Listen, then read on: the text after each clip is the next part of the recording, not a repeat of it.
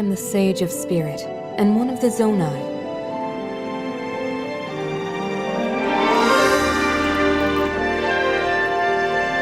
Mineru. Welcome to MojoPlays, and today we're back with our 4th video for 20 more secrets and tiers of the kingdom, including Easter eggs, mechanics, and other hidden details.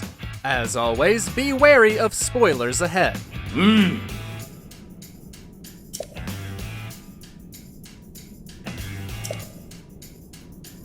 Before we begin, we publish new content all week long, so be sure to subscribe and ring the bell to get notified about our latest videos.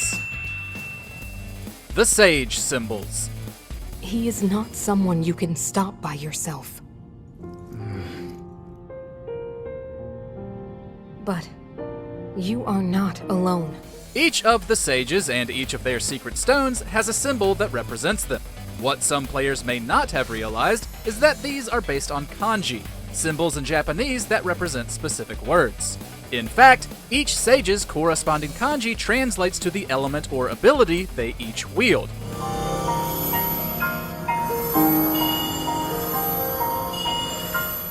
Tulin is wind, Yunobo is fire, Sidon is water, Riju is lightning, Zelda is time, Mineru is spirit, and Rauru is light. Interestingly, when Ganondorf steals Sonia's stone, the symbol changes. Naturally, his corresponding kanji translates to gloom. The Buried Bargainer.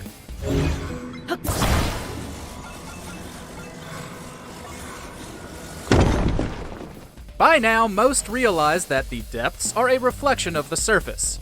One way in which it mirrors what's above is with bargainer statues. You can find one underneath the Hylia statues of the world above. But something I didn't realize until recently has to do with the bargainer found at the Great Abandoned Central Mine. This one is buried up to its neck, while others tower above Link. The Hylia statue above it is found on the Great Plateau, meaning it's at a slightly higher elevation point than most others. Having the bargainer sink lower because of it was a subtle but clever design choice on Nintendo's part.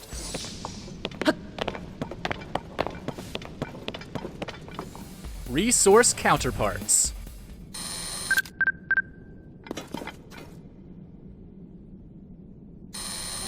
The depths are a great place to find the game's new resources, especially bomb flowers, muddle buds, and puff shrooms.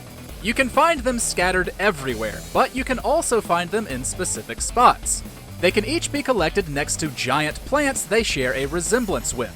Puff shrooms can be found next to gigantic mushrooms, bomb flowers next to trees with big bulbs on the top, and muddle buds next to trees with the same characteristic swirl.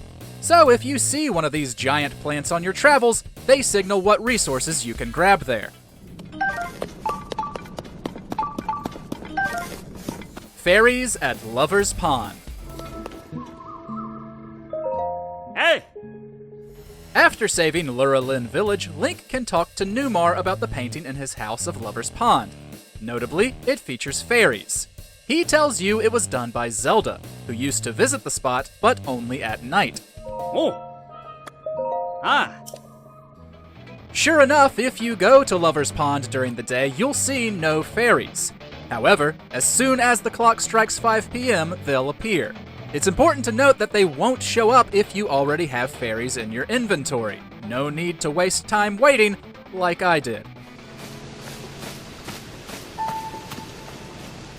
A fearsome drawing.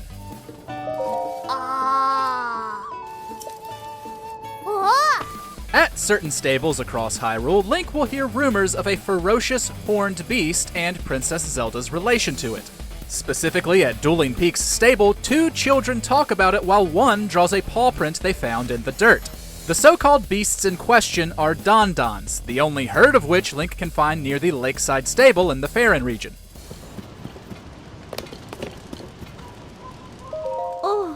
Afterwards, you can return to these children, and they'll change up their drawing based on Link's description, and give him a swift carrot for the news. Not much of a reward, but a cute interaction some may not have gone back for.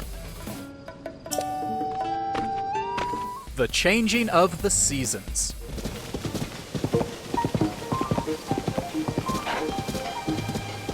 While Josh of the channel already made a short about this, it's a great detail players probably don't think about while traveling around Hyrule. A lot of time has obviously passed in between games, but Tears of the Kingdom also appears to be in a different season.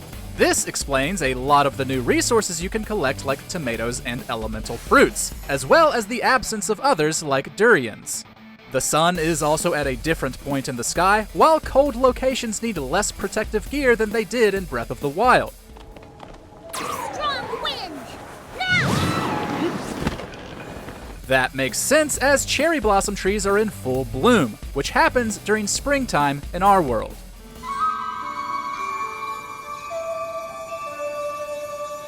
Floral Relation. This one here is called the Silent Princess. It's a rare, endangered species. This one's small, but nonetheless interesting.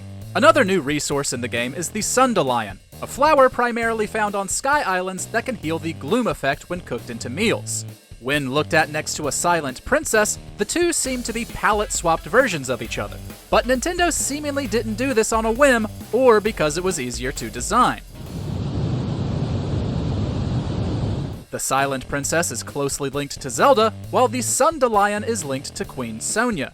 Since the two are related, albeit very, very distantly, it makes sense that their flowers would be so similar and yet so different. I can feel your light power within her, as well as my time power. Additionally, I sense that we share a blood connection. Flightless birds.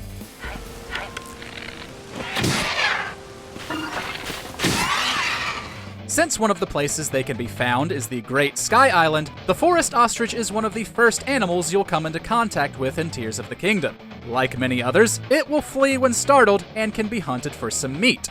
However, some players found their design quite similar to the Loftwings in Skyward Sword.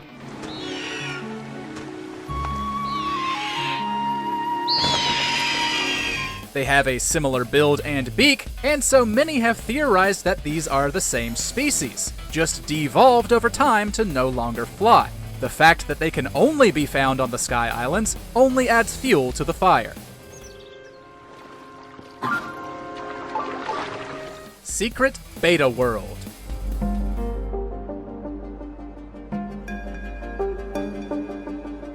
One of the newest discoveries we've come across is the existence of a secret beta world. While modding, YouTuber Waikuteru found themselves in a test area labeled Distance View, which they believe was used to test faraway objects.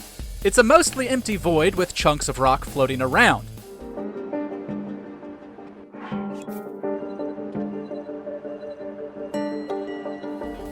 You can still use Zonai devices and Sage abilities while inside, and while there is no collision with most of the assets, there are invisible walls that will cut your travel short.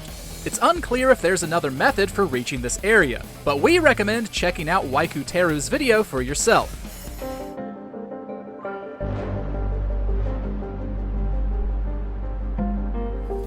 Powerful Portable Pot.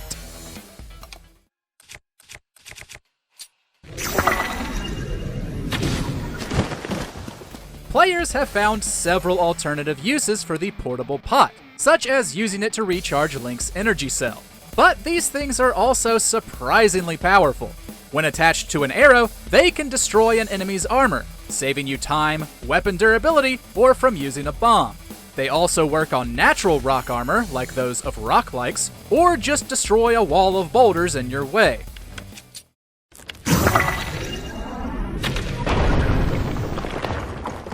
The unfortunate exception to this are Lynels. Firing a portable pot arrow at an armored version will only chip away.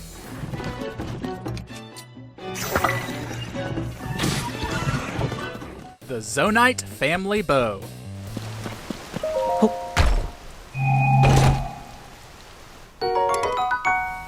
The Zonite Bow is a pretty neat weapon.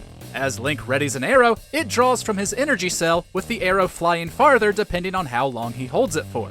Its design also holds an Easter egg, one you might miss if not looking closely. Across the bow are miniature versions of the ancient sage masks: the gecko, camel, bird, and elephant. It makes total sense that Zonite weaponry would pay homage to the sages, given their importance in defeating the Demon King. And this is a nice detail that makes an already cool weapon even cooler. Draconic Homage.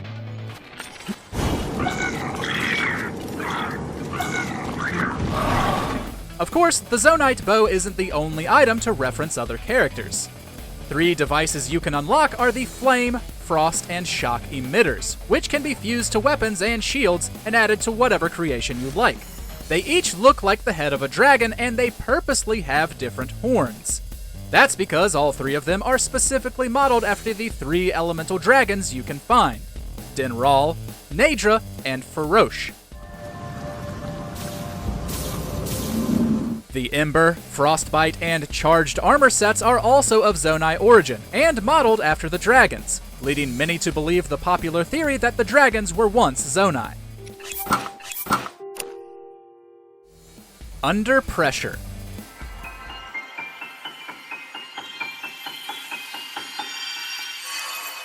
Auto-build is an incredibly handy ability, keeping a log and letting you save a variety of different vehicles and creations. However, it also saves pieces that are not Zonai devices. One of the most useful things to save are the explosive rocks Marbled Goma uses in its boss fight. If Link fuses one to a weapon, takes it to Terrytown to get the rock removed, and then attaches something to it with Ultra Hand, he will now have an endless supply of gigantic, highly volatile explosives, as long as you have the Zonite to build it. They're also extremely heavy. You can attach something flat to the bottom, like a piece of wood, turning it into a pressure plate that can kill most regular enemies instantly. Even if it doesn't, the explosion should do the trick. Quick way up.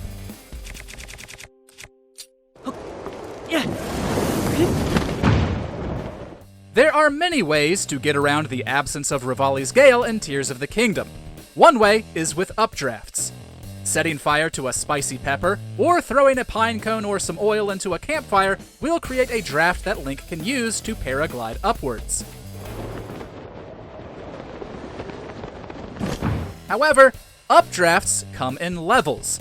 The most powerful one players have managed to create is by using 4 piles of wood.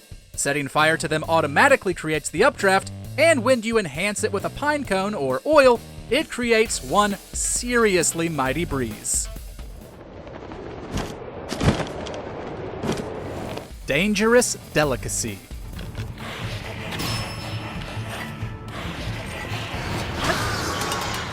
Whenever Link vanquishes a Phantom Ganon, it will drop special weapons and dark clumps. Also purchased at bargainer statues, these disturbing resources pulsate much like monster guts, but are wrapped in special paper. These are likely meant to be Ofuda, cards seen in Shinto and Buddhist religions of Japan used to ward off evil and misfortune. Since dark clumps come from vile spirits but bring out a gloom-resistant effect in recipes, having Ofuda attached seems like a necessity.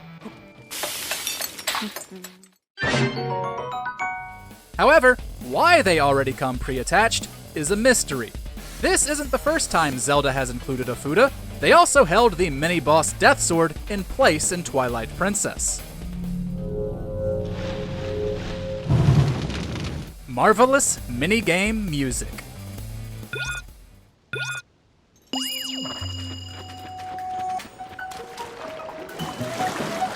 Nintendo loves to include musical Easter eggs in Zelda, almost as much as fans love discovering them. There are a ton of minigames to find across Hyrule, some of which play different tracks. Whether you helped Junie collect her plushies, played Ultra Ball Hall for Modar, or trained with Ornest and Tabalt, the specific track for these games may have sounded familiar to you.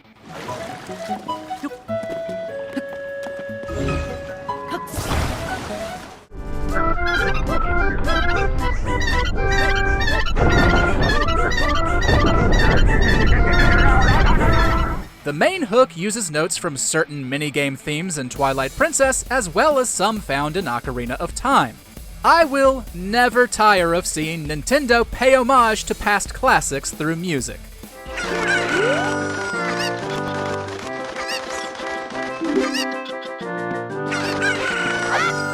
taking your shot.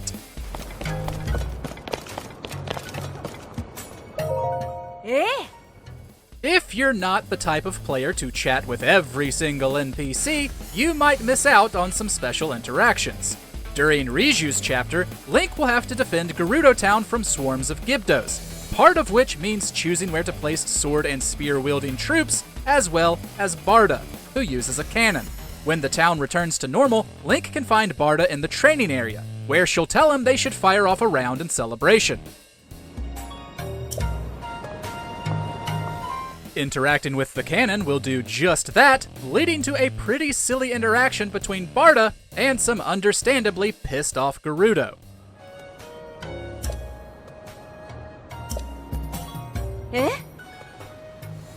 Prelude to Mineru.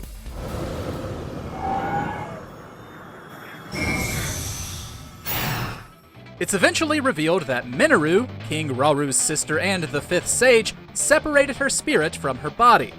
She resided in the Purapad for thousands of years until it was time to team up with Link, then moving into the body of a construct.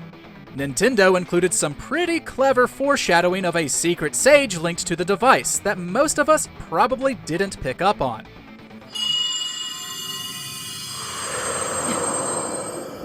When Link is given the Purapad during the opening, it's kept with a piece of fabric. Although incredibly faded, it's the same fabric that makes up Mineru's scarf, which can clearly be seen in flashbacks that feature her. It is quite an interesting device. This is definitely not from this era. Yiga armor reactions.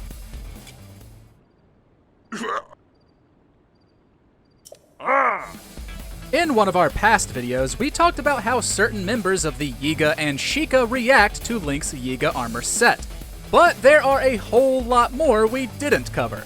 Many players were delighted to find that the Yiga don't attack Link when he's dressed like them, even when they're disguised as Evermeans. However, Impa can tell you this fact early on.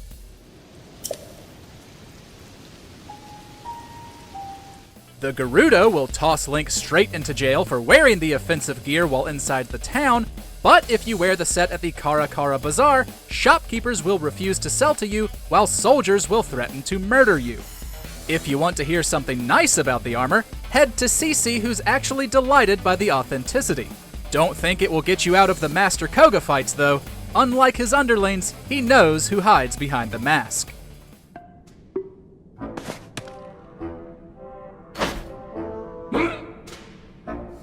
The trolliest chest.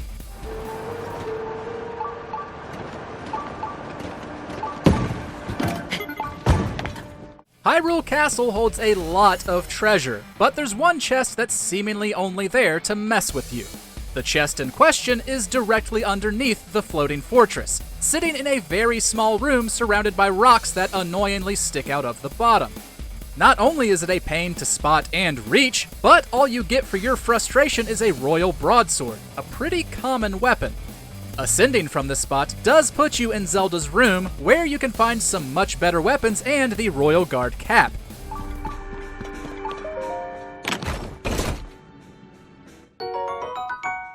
But it's more than possible, and far easier, to reach this room through other methods. And the worst part? If you set your sensor to look for treasure chests, it will pick this one up while you're exploring the castle, and likely drive you mad. Is there a secret you feel you're the only one to have discovered? Share your knowledge in the comments, and don't forget to check out these other great videos.